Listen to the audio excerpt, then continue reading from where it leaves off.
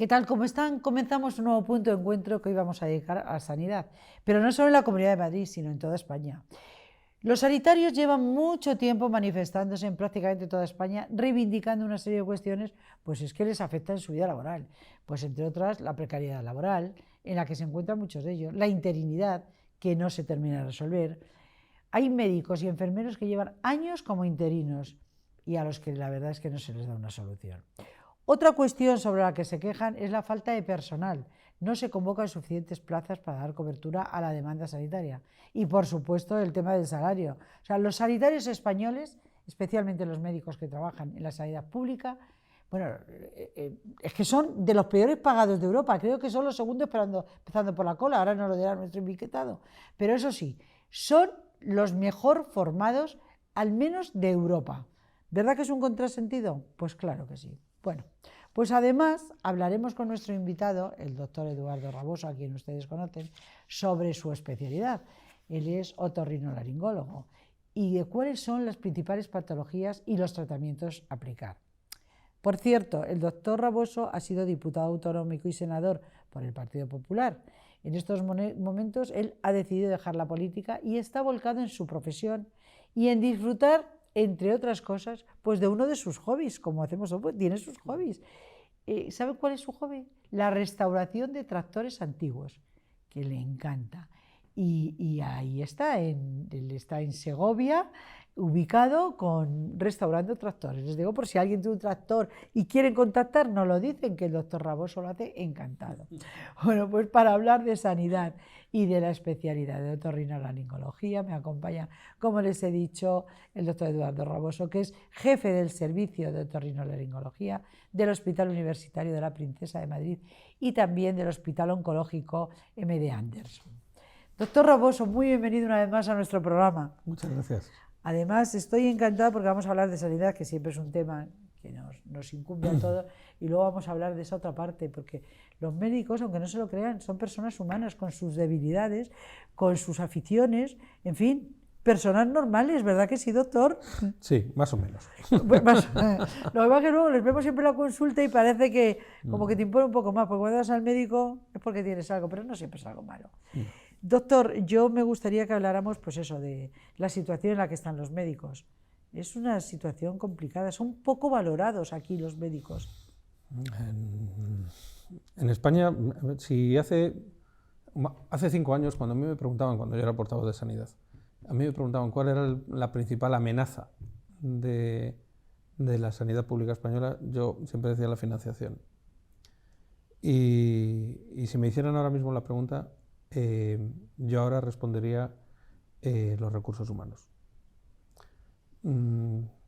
Mire, hace 30 años, entre 30 y 40 años, cuando yo acabé la carrera, la mejor opción para cualquier médico que terminara en España era trabajar para la sanidad pública.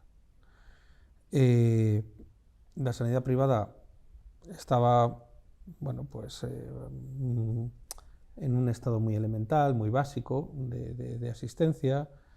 Atendía, bueno, pues cosas que tradicionalmente se han atendido en la privada muchas veces, como partos, cuestiones relativamente sencillas. Pero las cosas verdaderamente graves se trataban en la sanidad pública. Y por otra parte era dificilísimo salir de España a trabajar al extranjero, porque había que reunir una serie de requisitos que eran prácticamente imposibles de conseguir. Todo eso ha cambiado. O sea, ahora cualquier profesional puede salir a trabajar, como mínimo en Europa, pero también en otros países, con toda la facilidad. Y tenemos que recordar que los estudiantes que estudian medicina son los mejores cerebros de España. O sea, para entrar en medicina se requiere ahora mismo unas calificaciones de la enseñanza media absolutamente espectaculares. Son gente que habla varios idiomas y que tiene una inteligencia muy preparada para hacer frente a retos de tipo intelectivo. Y luego, además, la medicina privada en España ha sufrido un auge extraordinario. Ahora mismo hay centros privados, sobre todo en Madrid, pero también en otras ciudades, donde la asistencia que se presta no tiene nada que envidiar a la sanidad pública. Y claro, nosotros hace 30 o 40 años la sanidad pública no tenía competencia. ahora tiene mucha competencia del extranjero y de la sanidad privada. Pero sin embargo la sanidad pública y las políticas de sanidad pública no han asumido todavía la necesidad absolutamente imperiosa de meter en la sanidad pública el concepto de competitividad. Si no conseguimos hacer a la sanidad pública competitiva en materia de recursos humanos, se nos van a seguir yendo médicos y enfermeras, fundamentalmente, por miles todos los años. Estamos hablando de miles, o sea, de verdad que desde el año 2008 al año 2022 pidieron los papeles para salir al extranjero más de 37.000 médicos. Fíjate, madre mía. Después de Y eso es formado insoportable, aquí, claro. Entonces formamos muchos médicos, los formamos muy bien, les hacemos pasar por un entrenamiento de especialidad fantástico como es el MIR. Somos el país que más médicos forma al año después de Corea del Sur. Pero se van, claro. Yo hace poco conocí el caso de una compañera de mi especialidad que le habían ofrecido irse a Doha y le ofrecían $20.000 al mes, libres de impuestos. Claro, nosotros aquí estamos... el sueldo medio de un médico... No vamos a hablar del sueldo base, porque el sueldo base, incluso de un jefe de servicio, es poco por encima del sueldo del salario mínimo interprofesional, el sueldo base. Es verdad que luego tenemos una serie de complementos, pero el sueldo base es bajísimo. Y dependemos de una serie de complementos, de antigüedad, de carrera profesional, no sé qué, no sé cuántos, que se van añadiendo. Pero con todos los complementos, la remuneración de los médicos españoles solamente está por detrás en Europa de los griegos, nada más. Entonces, no es sostenible. Y luego, además, en otros países han aprendido que si tú quieres tener, por ejemplo, médicos en sitios remotos, donde no quiere ir nadie, pues tienes que añadir una serie de beneficios sociales. Que a lo mejor, si quieres tener un médico en el Cabo Norte, a lo mejor le tienes que poner una casa. Y a lo mejor le tienes que dar un coche o un todoterreno para manejarse por la nieve, ¿no? Y aquí, que estamos hablando tanto de la España despoblada, todavía nadie se ha hecho el más mínimo planteamiento de que si tú quieres tener médicos en áreas rurales aisladas o de pequeños pueblitos, para evitar etcétera, que la gente se a ese vaya, médico claro. le tienes que pagar, le tienes que poner una casa, a lo mejor tienes que garantizar que sus hijos van a ir a estudiar a universidades con el colegio mayor incluido, etcétera, etcétera. Y aquí eso no se contempla de ninguna forma. Entonces, en definitiva, en la batalla de la competitividad la estamos perdiendo de una forma dramática. Y ahora mismo hay verdaderos problemas para cubrir plazas. No es una falta de dinero, bajo ningún concepto. Y en Madrid no tenemos los problemas que tienen otras comunidades. El problema es que no podemos ofrecer nada interesante. Claro. ¿No? O sea que hay muchos médicos que en la medicina privada, teniendo pues un ejercicio incluso a tiempo parcial, pueden ganar varias veces lo que ganan en un mes, lo que ganan en la sanidad pública. Claro, llega un determinado momento que se van, ¿no? Yo recuerdo uno de los principales jefes de servicio de ginecología del país, a cargo de un servicio inmenso y con una presencia en la profesión brutal, que dejó su jefatura en uno de los grandes hospitales de Madrid, además, y se fue a un hospital privado. Claro. Y ya está. Entonces, Claro, yo entiendo. y eso, alguien tiene que analizar esa realidad que es nacional, ¿eh? En Madrid no lo estamos viendo tanto, pero en el resto de las comunidades se está viendo de una forma dramática. Y alguien tiene que hacer un análisis serio y tenemos que empezar a hablar de medidas. Claro, si dices, vamos a ver, ¿qué necesitamos para que los médicos y las enfermeras de España ganen lo mismo que los alemanes, que no son los que más ganan?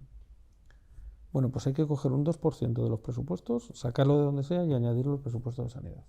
Un 2% es mucho dinero, ¿eh? Mucho dinero los presupuestos Pero generales claro, del Estado. en este país se ha construido un edificio espectacular de sanidad pública a expensas de las espaldas de los sanitarios. Y eso, cuando no había elección, pues todavía. Ahora que hay mucha elección y hay mucha competencia, ese edificio se está viniendo abajo. Y es un problema, ¿eh? Yo lo veo como una verdadera amenaza a corto plazo. Sin duda. Y a eso además tenemos que unir que, claro, los médicos se van, entre otras cosas, además de porque les ofrecen más dinero, porque no se sacan plazas luego para poder ejercer aquí, o sea, terminas... Pero si es que incluso se sacan plazas, no, no hay un problema de dinero para sacar las plazas. Sí, pero no se es que yo ahora convocan. mismo recuerdo convocatorias en Madrid que se han sacado de plazas, por ejemplo en Suma, y que han quedado vacantes. No se ha presentado nadie. Incluso ha habido jefaturas que se han sacado y se han quedado vacantes. O sea, quiero decir que... ¿por qué? Pues porque los profesionales que deberían optar a esas plazas tienen mejores alternativas. Claro. Y no debería ser así. Las Luego mejores la primaria alternativas también. debería ser capaz de ofrecerlo Claro. la administración pública. Pero es que hay problemas desde primaria. O sea, desde la Claro. atención primaria, pues tiene, siempre se quejan los médicos. Pero es que la atención primaria, Nadie la comete y es un problema nacional, ¿eh? problema nacional, pero la atención primaria, un residente acaba la especialidad de medicina familiar y comunitaria, se sienta en una consulta y puede pasar así la totalidad de su vida profesional. Quiero decir que la promoción profesional, la percepción de que estás subiendo un escalafón dentro de tu especialidad, pues prácticamente no existe. No, claro. Eso por una parte. No es como en los hospitales que hay jefes de sección, hay jefes de servicio, hay coordinadores, etcétera, jefes de unidad, tal. Eso, hay directores de centro. Pero no hay ese escalafón que está mucho más marcado en los hospitales, con lo cual Todo el que puede se va al hospital. Eso para la empezar. promoción profesional pues es muy limitada, ¿no? Y luego hay que entenderlo, o sea, hay que verse como médico de familia pasando a lo mejor en algún pueblito pequeño en turno de tarde. Incluso Madrid, que es una provincia muy pequeña, tiene 152 por 122 kilómetros, pues si te mandan a Santa María de la Alameda o a Patones o una cosa así en turno de tarde, pues es una cosa que probablemente te interfiere mucho con tu vida, ¿no? Claro. No estamos hablando ya de que te manden en Extremadura, en Ciudad Real, alguna de las provincias grandes, y que te manden un pueblecito pequeñito. Pues la gente que tiene alternativas no coge eso. En Madrid se aprobó este año una serie de complementos e incrementos muy sustanciales precisamente para las personas que optaran a plazas en esas condiciones, en plazas de difícil cobertura. Pero eso debería generalizarse y probablemente debería primarse todavía más. Quiero decir, claro. Pero eso tiene que ser a nivel nacional, porque al fin y al cabo el dinero viene en su inmensa mayoría de las arcas centrales y es el gobierno central que tiene que reconocer el problema y tiene que decir, bueno, vamos a empezar a pagar en serio. Pues sí. Y eso en este momento no se está produciendo, ¿no? Así Ni hay visos de que se vaya a producir. Yo ahora escucho muchas veces a residentes, cuando estamos muchas veces en la sala de antequirófano, esperando a operar y todo esto, y yo oigo a los residentes, y los residentes no están hablando tanto de su especialidad o de qué destinos intentarían buscar dentro de España. Hablan de a dónde se van a ir, al extranjero. Que se van a ir a Canadá, que se van a Alemania, a Noruega, a Inglaterra, a Irlanda. Pero qué triste, ¿no, doctor Raboso, escuchar Pero esto? eso es una conversación muy generalizada, ¿eh? O sea, y es así. Y ha habido muchísima gente que muchísima, sí, gente buena. Luego también hay algunos que se van a tiempo parcial, que optan por trabajar en la medicina privada y a lo mejor se van a una semana a operar a Dubái, operan una serie de casos y obtienen unas remuneraciones incomprensibles para nosotros hoy en día y con eso pues les va fenomenal. O sea que Pues, son mucho más competitivos que nosotros y eso es algo frente a lo que tenemos que reaccionar y que estamos demorando esa decisión y mientras tanto se nos está viniendo abajo la sanidad pública. Pues más vale que tomen nota nuestros políticos y hagan algo, si es que lo quieren hacer. En fin, doctor, vamos a centrarnos en su especialidad, porque uno normalmente habla del otorrino, todos sabemos que es nariz, garganta y oído, así en plan general, pero es que es un poquito más que eso. Yo me sacaba aquí mi chuleta y hay enfermedades, hay muchas, oído, problemas nasales, trastornos de la garganta, trastornos de la cabeza y del cuello, trastornos de las vías respiratorias. Así generalizando es lo que coge esta especialidad.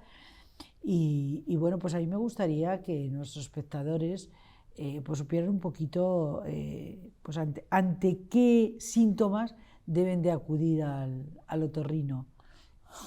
Claro, sí, un poco en general. Yo tengo una persona que me ha dicho, pregúntale por favor por el síndrome Menieres, los vértigos estos.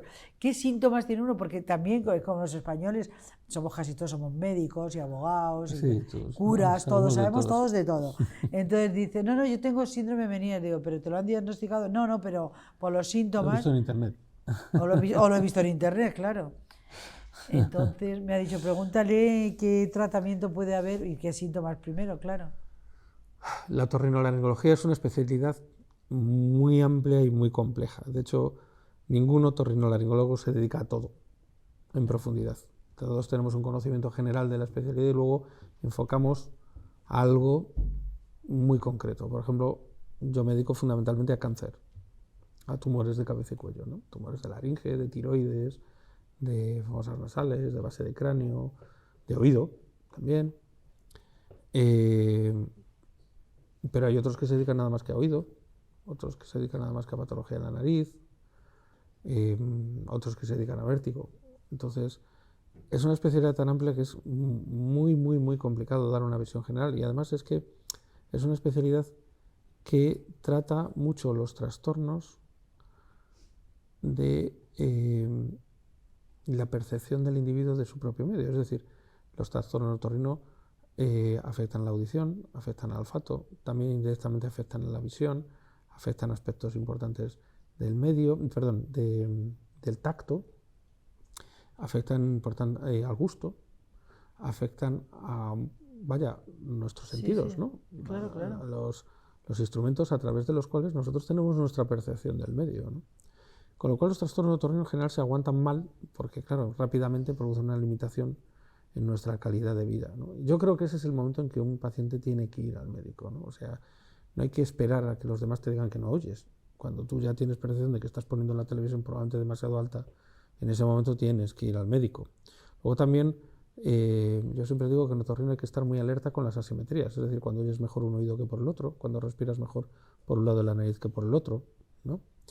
Pero la Luego, gente se da cuenta de eso, porque tú como oyes con los dos oídos, pues no, sí, sí te das no cuenta. eres consciente. Yo creo que en general no estás pendiente. A ver, oigo Depende, mejor con este, depende de la diferencia de oigo audición. mejor con este, doctor, ¿eh? Depende de la, depende de la diferencia de audición entre uno y otro, y muchas veces son problemas triviales, pero hay veces que no.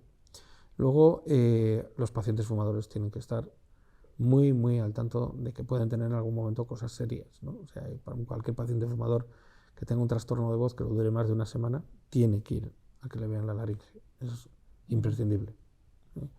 Y luego también, por supuesto, toda la aparición de bultos en el cuello y en otras zonas, pues también es una cosa que siempre se debe examinar porque si bien muchos de esos bultos pues, terminan siendo tumores malignos, pues lo cierto es que la otorrinolaringología cura la inmensa mayoría de los cánceres de nuestro territorio, de cabeza y cuello, siempre y cuando el paciente venga A tiempo, pronto, vamos a decir a tiempo. pronto. Claro. ¿Vale? Entonces, a esta persona que me ha dicho pregunte por el síndrome de Meniere, Claro, es si que está con vértigos, que vaya. es imprescindible. Hay tratamiento, doctor. Sí, sí, no, sí, la mayoría de las cosas tienen un tratamiento muy satisfactorio, algunas no, ¿eh? Pero la mayoría de las cosas tienen un tratamiento muy, muy, muy satisfactorio, pero hay que realizar un diagnóstico que no sea un diagnóstico amateur, sino un diagnóstico profesional, con pruebas objetivas, que demuestren unas determinadas circunstancias en las cuales se establece un diagnóstico y sobre ese diagnóstico se produce un tratamiento, ¿no? O sea, los vértigos son extremadamente incómodos, un sentido que nosotros no reconocemos como el de la visión o el de la audición, es el sentido del equilibrio, que no está dentro de los 5 sentidos clásicos, pero lo cierto es que nosotros nos mantenemos en pie gracias a unos sistemas delicadísimos que nos mantienen en una posición estable y nos dan una información muy exacta de cuál es nuestra posición con respecto a nuestro entorno. Entonces, cuando eso funciona mal o deja de funcionar, se produce una pérdida total de nuestra estabilidad, ¿no? Con unas características muy determinadas. Y eso, pues hay que realizar un diagnóstico. Por decir vértigo es como por decir, por ejemplo, dolor de rodilla, o es como, por ejemplo, decir dolor de cabeza. ¿De acuerdo? O sea, no sirve con decir vértigo. Hay que poner una serie de apellidos a esa expresión y sobre eso realizar un tratamiento, que muchas veces es satisfactorio, ¿eh? pero conviene hacerlo. Aparte de que no es lo mismo que tengas un vértigo de esto que parece que no estés estable, que te vayas... No es lo mismo Claro, una inestabilidad no claro, vertiginosa que un vértigo. O sea, hay está claro. inestabilidades que no son vértigos, por ejemplo. Está claro. Pues doctor, si quieres nos centramos, nos quedan como 5 minutos, nos centramos una pincelada de lo que es su especialidad, ante qué síntomas, nos decía hace un momento si notas algún bulto, si tienes que ir Sí, inmediatamente. o sea, la palpación de algún bulto en la zona del cuello o de la cabeza de nueva aparición, pues es una cosa que siempre es un buen motivo para consultar. Pues no sé, en el tiroides, en el lateral del cuello, sobre las glándulas salivares, dentro de la boca, la aparición de una herida crónica dentro de la boca, es otra cosa que también se debe consultar. La aparición, sin una explicación evidente, de una obstrucción nasal que se va cronificando y que va durando, sobre todo si el paciente parece que drena como agua de lavar carne, como unas secreciones levemente manchadas de sangre. Ya digo que los síntomas de aviso pueden ser múltiples porque es una especialidad muy amplia, pero conviene estar atentos, sobre todo los pacientes fumadores, porque es una zona muy delicada. En la cabeza y en el cuello no sobra nada, por así decirlo, no hay mucho espacio para que una lesión maligna, por poner un ejemplo, se expanda, o incluso una infección también se expanda, sin que empiece rápidamente a dañar nervios, arterias, venas, que son vitales para el organismo, porque no es mucho el espacio que existe ahí de expansión, claro, sin producir daño. Bueno, pues no sé si me quedo más tranquilo o más preocupada, pero lo que está claro es que ante síntomas del tipo que sea, vamos a dejar Internet tranquilo y vamos a ir a los profesionales. Sí, porque es que lo de Internet es que hace muchísimo daño, Si la cuestión, en primer lugar, cualquier persona puede escribir lo que quiera en Internet, sea una barbaridad o sea una cosa tremendamente sensata, pero muchas veces los artículos de divulgación lo que no transmiten, o sea, pueden transmitir cosas que pueden ser reales, pero no transmiten, ¿cómo diría yo?, el peso que hay que darle, ¿no? O sea, por poner un ejemplo, es verdad que si a una persona se le llena un oído de moco, eso puede deberse a un tumor en el fondo de la nariz, es verdad, y hay que mirarlo. Claro, claro. Pero lo cierto es que es mucho más frecuente que se te llene un oído de moco por un resfriado que por un tumor en el fondo de la nariz. Entonces, cuando uno lee la noticia de cuidado, porque si esto pasa, efectivamente puede ser por esto. Es verdad, y hay que mirarlo, pero hay que tener siempre en cuenta la probabilidad de que una sospecha o una amenaza termine siendo una realidad, ¿no? Y ahí entonces, está mucho muchas veces Internet en eso, muchas veces Internet sirve nada más que para alarmar a las personas porque no tienen manera de calibrar hasta qué punto deben preocuparse por las cosas que leen. Nos queda poquísimo tiempo y no vamos a terminar el programa sin hablar de sus aficiones, no solo de su profesión. A mí me dejó muy sorprendida cuando me dijo que era restaurador de tractores. Sí, ¿Y esa afición de dónde viene? Siempre me ha gustado muchísimo el campo. Esa es una de las muchas que tiene. Sí, me gusta mucho la mecánica y son máquinas que no tienen, sobre todo los tractores antiguos, que son los que yo restauro, no tienen una electrónica, que siempre es mucho más complicado de reparar y son máquinas muy nobles y que además para mí tienen mucho significado, ¿no? O sea, los tractores en este país, que habría mucha historia que contar de los tractores en este país, nos han dado de comer, han trabajado bajo condiciones terribles muchas veces. Sí, y llegó el progreso con ellos, y han rendido un servicio muy importante a la nación. Y yo solamente por eso, cuando veo algún tractor por ahí abandonado y tal, siempre intento hacerme con él y restaurarlo, por volverlo a poner en marcha, etcétera, y bueno, y recuperar un poco su antiguo esplendor, aunque solamente sea por un reconocimiento a esas máquinas tan nobles que iban por nuestros campos, aguantando lluvias, heladas o solaneras, y sobre todo las personas que los conducían, que tan olvidados los tenemos y que tanto han dado por este país, ¿no? Así es. Y bueno, y una vez que lo restaura, me lo imagino, creo que tenemos imágenes del doctor que iremos poniendo. Estará usted allí con su mono, con sus herramientas, ¿no? Sí. Manipulando ahí en las entrañas del tractor. ¿Y luego qué hace con el tractor? Bueno, no sé, lo pongo en marcha, me entretengo con él, siempre hay alguna cosa que hacerle. ¿Cuántos tractores tiene? Ahora mismo míos, 8. Caramba, no está mal, ¿eh? No está mal. 8 y luego de amigos que ya saben. Bueno, tengo amigos que tienen a lo mejor cerca de 100, o sea Ya, que... ya, y cuando pasa algo dice, doctor Raboso, vente a ver a mi tractor. Bueno, generalmente soy yo el que pide ayuda. Ah, sí. Pero me llamó muchísimo la atención este hobby, ¿no? Sí, a mí la verdad es que me gusta mucho. Son máquinas extraordinarias con un diseño para aguantar, de verdad, ¿no? Es un puro acero. Y luego a mí me gusta mucho hacer cosas con las manos, ¿no? Y la mecánica siempre me ha interesado mucho y es mecánica pura, con un mínimo de carrocería y un asiento, no tiene más que un volante. Y la verdad es que son máquinas que siempre de alguna forma me han atraído muchísimo. Sí. ¿Estos no tienen aire acondicionado? No, no, absolutamente. Claro. Y, Es más, además a por mí ahí me por gustan los los que no campos de tienen ni cabina. Castilla. Sí. Tiene Efectivamente, que pasar un efectivamente. calorcito ahora en esta época estival, pero no importa, compensa. Sí, sí, Sí, sí, ¿verdad? sí, sí. ¿De dónde es usted, doctor Raboso? De Alcázar de San Juan, Ujú, provincia de Ciudad Real. provincia de Ciudad Real. Con lo cual ha vivido, pues eso, esa España rural de la que hablábamos antes, Sí, en su máximo esplendor, cuando se sí, recolectaba, cuando de verdad tenía una importancia grande el tema de los tractores. Claro, sin efectivamente. duda. Es verdad que todo eso que antes se hacía a mano, cuando llegó el tractor, fue una revolución, ¿eh? Sí, O sea, ahí yo me acuerdo también cuando iba yo al pueblo de mis abuelos y bueno, todo era manual y todo con animales y tal, y luego ya se pasó a los tractores y ya era otro mundo, ¿eh? sí, Otro mundo. efectivamente, efectivamente. ¿Y qué otras aficiones tiene, doctor? Bueno, muchas cosas, casi todas manuales. Sí, Construyo modelos, leo ¿modelos, muchísimo también. modelos de qué? Pues de barcos, de máquinas, de muchas cosas. Y me gusta muchísimo la lectura, colecciono también un montón de cosas y me gusta mucho la pintura.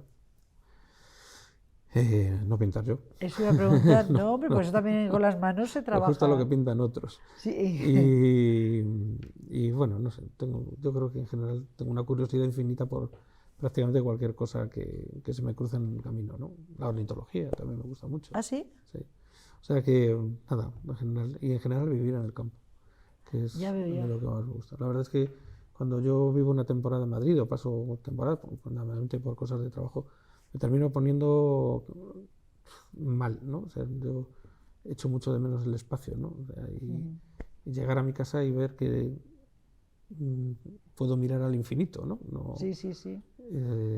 es una sensación muy especial. Yo la verdad es que adoro el campo y adoro vivir en el campo. Y así hace, vive en el campo. Exactamente. En Madrid cuando no le queda más remedio. Cuando no me quedo más remedio.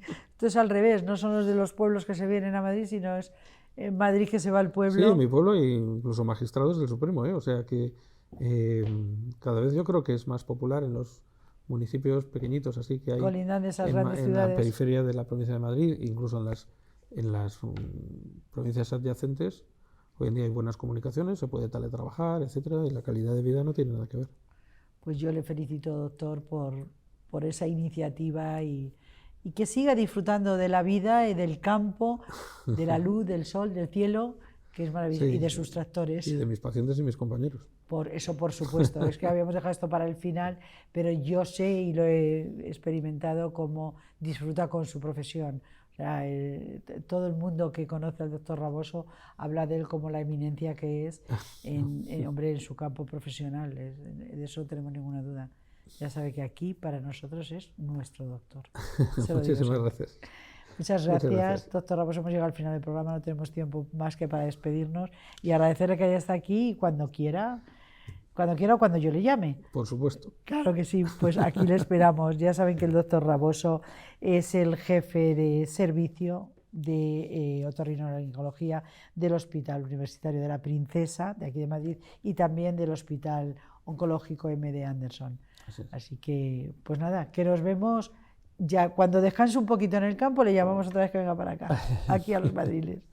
Muchas gracias. Un saludo. Y ahora ya sí me despido de todos ustedes y lo hago como siempre, recordándoles que tienen que estar aquí, tienen que estar ahí, delante del televisor viéndonos, porque si ustedes no están, esto no tiene ningún sentido. Gracias por acompañarnos un día más. Un saludo.